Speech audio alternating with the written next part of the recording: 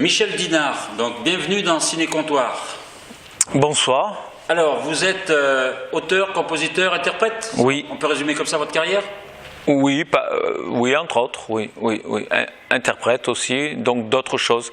Parce que quand on dit auteur, compositeur, interprète, c'est que généralement on dit que la personne interprète ses chansons, mais j'interprète aussi d'autres chansons, voilà.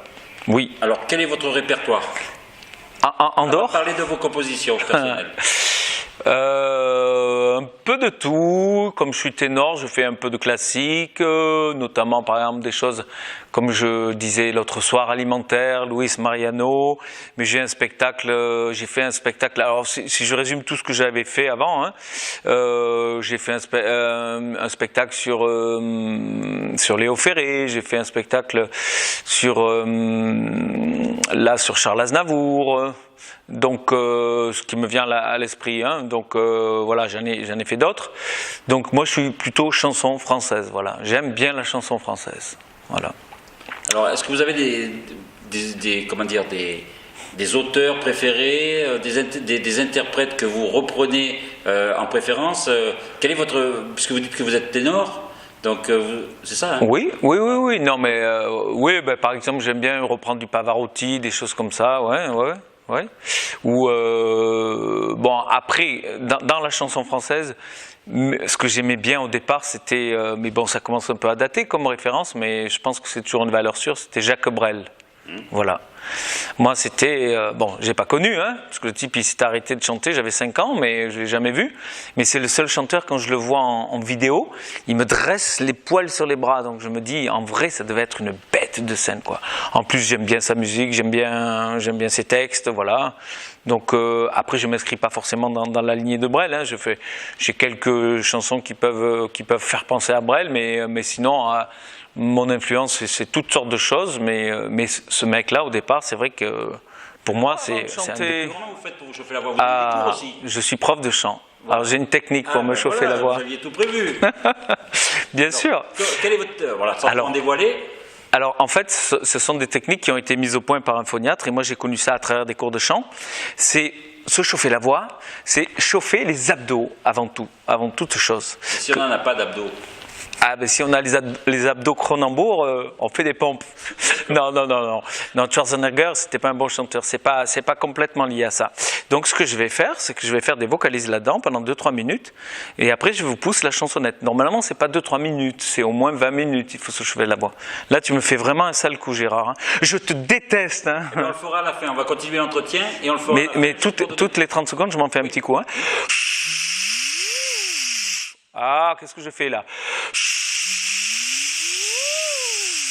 Je te dévoile ma technique secrète. Ah, oui. Mais bon, voilà, moi j'utilise ça pour donner des cours et ça marche bien, hein. Voilà. Alors on va reprendre le cours de cet entretien, ouais. Par rapport au chant. Au niveau de la composition, quels sont les thèmes de prédilection que tu as eu envie de composer? Alors, parce que voilà, allez, voilà. Alors, excuse-moi, je vais être un peu chiant, mais quand on parle de composition, on parle de musique. Donc, quand tu me parles de thèmes, toi, tu parlais de thèmes pour les textes. Oui, mais donc, aussi bien pour les thèmes, parce qu'il y a des thèmes musicaux aussi. Alors, moi, je suis un peu spécial parce que dans la chanson, je n'ai pas un style musical bien déterminé. Par exemple, puisque tu as écouté mon premier CD, tu as vu qu'il y a des ballades, il y a des blues, il y a des tangos, il y a des trucs un peu rock, voilà, c'est un peu un mélange de tout. Donc en termes de composition, ben, je revisite un peu tout, quoi. On peut dire que comme à la télé, j'ai reçu le CD et je l'ai écouté. C'est vrai? Oui. Et il t'a pas plu, tu m'as dit la dernière fois. Non, c'est pas vrai. J'ai dit qu'il y avait des choses qui m'avaient plu et des choses qui m'avaient moins plu. Donc on ne peut pas tout aimer quand il y a justement des choses diverses et variées. Bien sûr. Mais là, je suis en train d'en enregistrer un deuxième. Et donc ça veut dire que ça... on doit plaire à tout le monde. Absolument. Alors, on ne fait pas de la création pour plaire aux gens, en fait. Il faut être hyper authentique quand tu fais de la création. Ça c'est ce que je pense. C'est pas une démarche commerciale pour moi. Après, il y en a qui le font, mais moi, c'est pas du tout mon trip. La démarche commerciale, c'est pas mon trip. Et des fois, moi, ça plaît à des gens, mais c'était pas le but. Alors, au niveau des paroles. Oui. Au niveau des paroles, quels sont justement les thèmes? Je me chauffe encore. Vas-y, mais je t'écoute. Hein. Les thèmes... sont les choses qui sont essentielles pour toi pour aborder dans Alors, ta composition? honnêtement, c'est comme 95% des chanteurs, mais ils te le diront pas, c'est hyper autobiographique les choses. C'est-à-dire ce que tu racontes le mieux, ça c'est mon point de vue, ce que tu racontes le mieux, c'est ce que tu as vécu. Donc tu te bases sur ton vécu.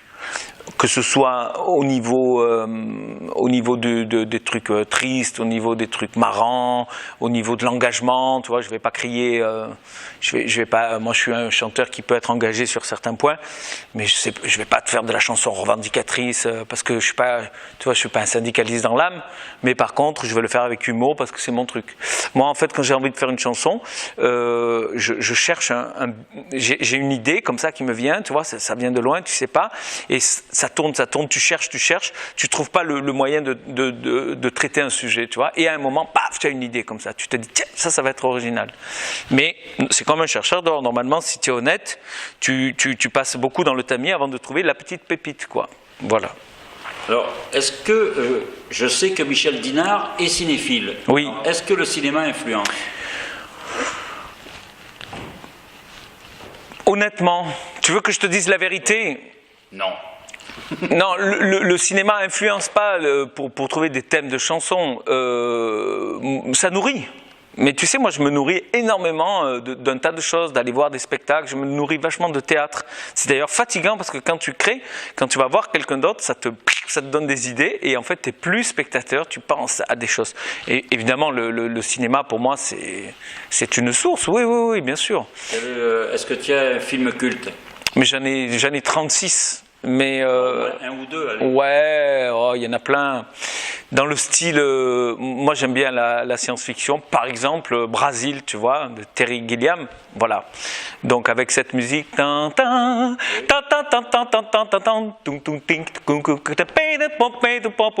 revient tout le long du film. Là, tu vois, dans ce film, on dirait pas, mais la musique, elle est primordiale.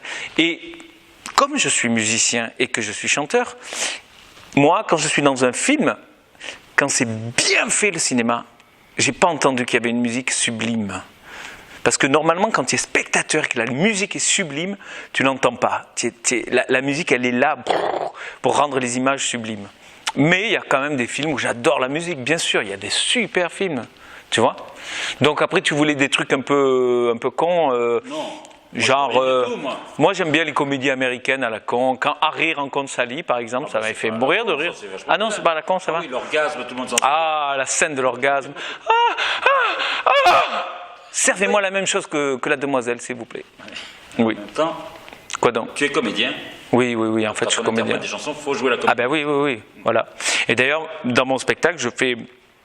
tu vois, dans ma pub, je mets chanteur à mi-chemin entre la chanson et le café-théâtre, en fait. Parce que j'ai même des personnages, en fait. Carrément, je me déguise, j'arrive, tu vois, j'ai une chanson avec un vieux facho qui arrive, je mets une moustache comme ça, avec une vieille casquette et tout. Donc là, c'est vraiment du café-théâtre pur, quoi. Même si c'est à travers une chanson. Mais donc, oui, je suis complètement comédien, ouais. Alors, est-ce qu'il y a des spectacles déjà qui sont prévus, là? Eh oui, mais malheureusement, c'est le même soir qu'ici. Je passe au point de bascule le 9 novembre. Et c'est en même temps que... Donc, ça sert à rien, mais bon. Si, parce qu'il y a des gens qui ne vont pas venir ici. C'est vrai? Là-bas, bien sûr. Tout le monde ne va pas venir ici. Voilà. Sinon, bon après, là j'ai encore... il ne faut pas trop faire de concerts, parce que sinon les gens ne viennent plus. Hein, donc moi j'essaye d'en faire tous les 2 mois, hein, parce que voilà, j'ai un public, mais moi tu vois, j'adore Bernard Lavilliers, mais je n'irai pas le voir 4 fois par an, quoi. Donc moi, si je veux avoir un public, il faut qu'il vienne, il faut qu'il revienne, donc il faut qu'ils amènent du monde, et voilà, donc il ne faut pas trop abuser. Donc là j'ai une autre date dans un café-théâtre à Aix-en-Provence qui s'appelle La Fontaine d'Argent, c'est le 9 mars. Et tu vois ici, ce lieu-là, eh bien, il me plaît bien là, j'ai bien envie de passer ici. Ça, c'est un théâtre, on est un peu haut, je trouve, par rapport aux gens, mais ça donne une autre dimension d'être au-dessus, parce que les gens, ils sont un peu en pente. Ce TCM-là me plaît beaucoup. On pourra tester avec des chansons de films. Ouais, Le rendez-vous. ouais, mais volontiers, vraiment volontiers.